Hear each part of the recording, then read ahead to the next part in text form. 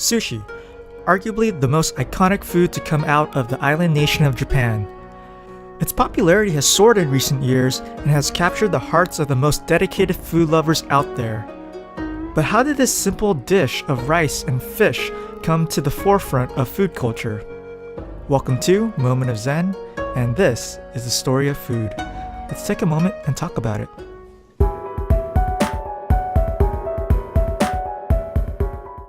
The origins of sushi comes from a very different place than you might expect. It did not originate from Japan, but instead, the earliest form of sushi originated around southeastern China around 300 BCE. This early form of sushi, called nare-zushi, or salted fish, was basically a form of pickled fish. The fish, which was commonly mud carp, was gutted and then salted before being stuffed with rice to absorb excess moisture. Typically, the rice would be discarded and only the fish was eaten. Eventually, this method of preserving fish made its way across the ocean, landing in Japan around 200 AD during the Yayoi period. And for the next 1,000 years, the Japanese stuck with this method to preserve fish. It wouldn't be until around the mid-1300s during the Muromachi period, which lasted from the early 14th century to the late 16th century, that rice vinegar was used in lieu of salt to preserve the fish. Instead of throwing away the fermented vinegar rice, it was eaten along with the fish. This type of sushi was known as namanare or namanari, meaning semi-fermented. Vinegar gave the rice and fish a much better flavor profile. The sushi that we're all familiar with came about during the Edo period, which lasted from 1603 to 1868. During this period, for the first time ever, fresh fish was eaten together with vinegared rice, and this combination of raw fish eaten together with seasoned rice became a uniquely Japanese dish. Chef Hanaya Yohei is generally credited with inventing the Tokyo-style nigiri sushi or hand-formed sushi that is still very popular in Japan and across the world today. Nigiri sushi is often made by putting a slice of raw fish on top of oblong-shaped rice. Around the same time in 1750, the process of turning nori, or edible seaweed, into a toasted sheet form was invented. Very quickly, nori was incorporated into sushi by rolling the rice and fish together with the sheet. This type of sushi is known as maki sushi, or rolled sushi, and is sometimes also referred to as nori maki.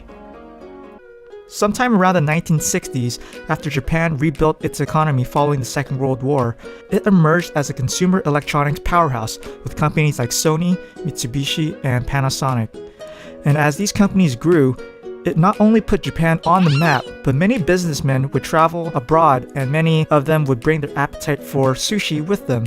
Likewise, as foreign businessmen came to Japan, they were also introduced to the dish and brought back their newfound love for sushi back to their home countries. The popularity of sushi worldwide continued to grow as Japanese culture spread abroad. So where are we today? Today, you'll find all kinds of different sushi all over the world, each with their own regional variation of the traditional Japanese dish. Some of these include the California roll, which consists of avocado, imitation crab meat, and cucumber. The Boston roll, which is the same as the California roll except with poached shrimp instead of imitation crab meat. The Alaskan Roll, which again is the same as the California Roll except with raw salmon. The Rainbow Roll, which is similar to the California Roll except with multiple different types of fish like yellowtail, tuna, salmon, snapper, and unagi. And of course, we have the infamous Sushi Burrito. I'll just leave this picture here for you to soak in. What started out as a simple means to preserve fish slowly grew into a cultural identity and now has taken the world by storm. As sushi continues to grow in popularity around the world, we'll probably continue to see the evolution of the traditional dish to match the ever-changing taste buds of the next generation.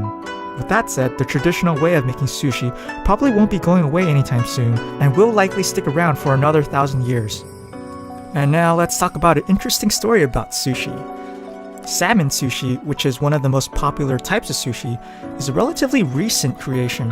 How this type of sushi came to be has a very unlikely hero: Norway. In the 1980s, Norway had a surplus of salmon and needed a market to sell their supply.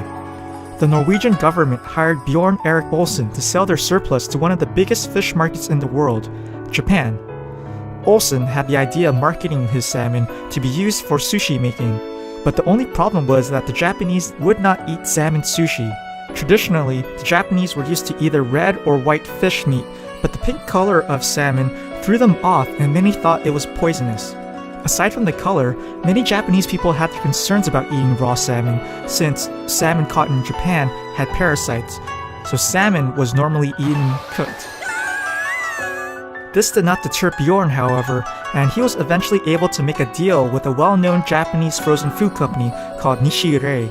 The deal involved Norway selling 5,000 tons of salmon for very cheap, and in return, Nishirei would sell ready-made salmon sushi in grocery stores. This deal was monumental, and in just a few years, salmon sushi began popping up all around Tokyo.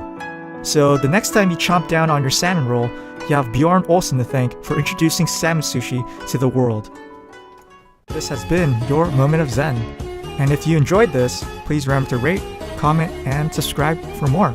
And until next time, take care and stay fresh. See ya!